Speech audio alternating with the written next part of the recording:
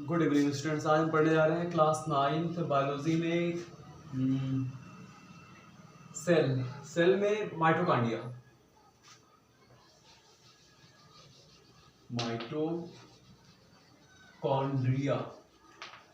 ये एक बहुत इंपॉर्टेंट सेल ऑर्गेनल्स होता है यूकैरियोटिक सेल्स में।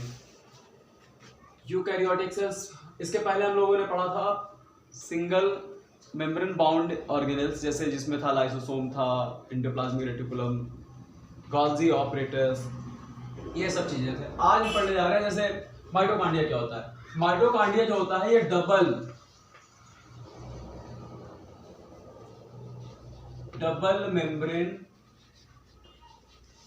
मेम्ब्रेन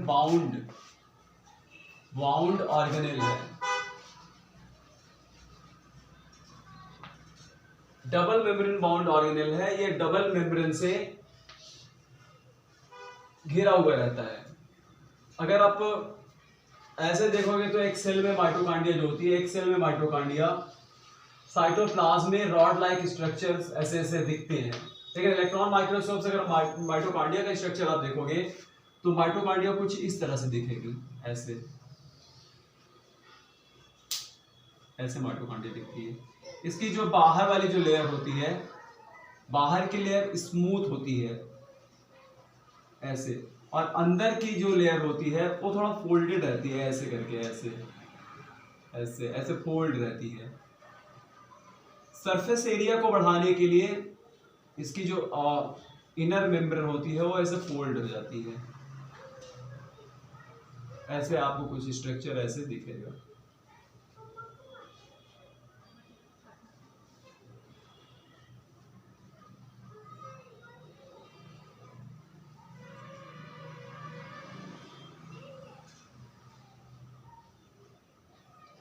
इस तरह से ये हो गई आउटर मेम्ब्रेन।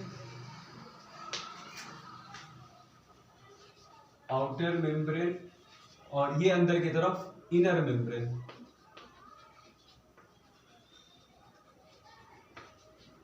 मेम्ब्रेन। और जो यहाँ फोल्ड हुआ रहता है, ये जो फोल्ड देख रहे हो आप, ये इसको कहते हैं क्रिस्टी। ये क्यों फोल्ड होता है? अंदर सरफेस एरिया को बढ़ाने के लिए, क्योंकि माइटोकॉन्ड्रिया में बहुत सारे रिएक्शंस होते हैं एरोबिक रेस्पिरेशन के। एरोबिक रेस्पिरेशन आप बड़े क्लासेस में पढ़ोगे रेस्पिरेशन क्या होता है। तो एरोबिक रेस्पिरेशन की प्रोसेस यहाँ पर चलती है। कहाँ पर? यहीं पर, इस जहां पर ये फोल्ड रहता है, यानी क्रिस्टी पर। और इसके लिए यहाँ पर जब एरोबिक रेस्पिरेशन होता है तो यहाँ पर एनर्जी प्रोड्यूस होती है, और एनर्जी एटीपी में स्टोर हो जाती है। एटीपी के फॉर्म में एडीपी में एनर्जी स्टोर होती है, और एनर्जी स्टोर हो जाती है तो एटीपी बन जाता है। सीधा आप लिखो कि क्या होता है इस क्रिस्टा पर। यहाँ पर बहुत सारे एंजाइम्स है। यहाँ पर इसके अंदर माइटोकॉन्ड्रिया जो इनर चैम्बर होता है, इनर चैम्बर या ये आउटर चैम्बर है, ये आउटर, इसको आउटर चैम्बर कहते हैं। और अंदर की तरफ यहाँ पर जो स्पेस रहता है इसको बोलते हैं इनर चैम्बर कहते हैं। और इसके अंदर एक जेली लाइक प्रोटीन और जेली लाइक सब्सटेंसेस भरा रहता है, जिसको कहते हैं मैट्रिक्स कहते हैं। और मैट्रिक्स में क्योंकि यहाँ पर बहुत ज्यादा एंजाइम जरूरत पड़ती है तो ये अपना प्रोटीन खुद बनाते हैं। प्रोटीन से एंजाइम बने होते हैं। तो ये माइटोकॉन्ड्रिया का जो इनर चैम्बर होता है उसमें जेली लाइक सब्सटेंसेस भरा रहता है, उसको मैट्रिक्स कहते हैं। मैट्रिक्स में खुद का अपना राइबोसोम पाए जाते हैं। ऐसे करके इसमें बहुत सारे राइबोसोम इसको मिलते हैं। यहाँ पर राइबोसोम मिलता है, और इनका अपना आरएनए भी, डीएनए भी पाया जाता है। डीएनए भी मिलता है, इसमें आरएनए भी मिलते हैं। यानी बहुत सारे ये आरएनए डीएनए भी यहाँ पर पाया जा रहा है इस जगह पर, और राइबोसोम भी पाए जाते हैं। बहुत ज्यादा यहाँ पर प्रोटीन मिलते हैं, आरएनए भी पाया जाता है यहाँ पर। और ये अपना प्रोटीन, अपनी एंजाइम खुद प्रोड्यूस करते हैं।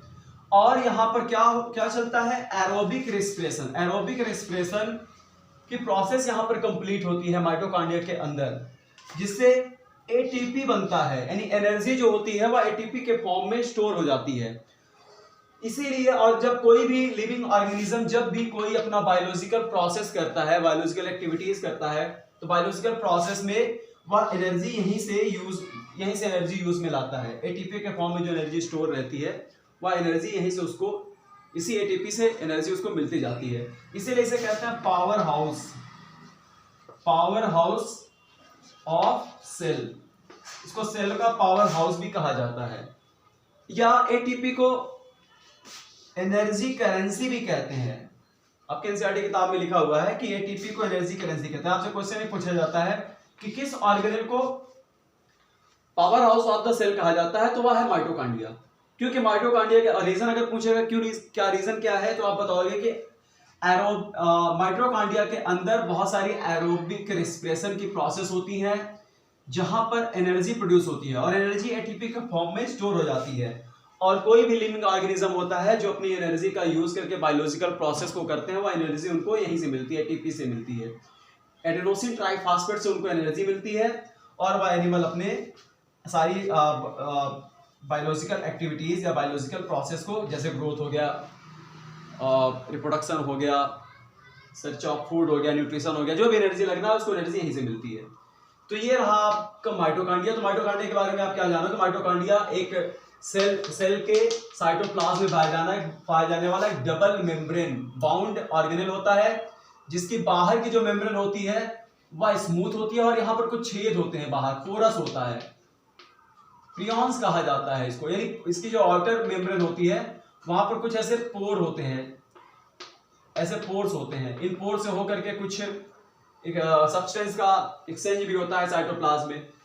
तो माइटोकॉन्ड्रिया की जो दूसरी इनर लेयर जो होती है, इनर लेयर सरफेस एरिया बढ़ाने के लिए अंदर की तरफ फोल्ड हो जाती है।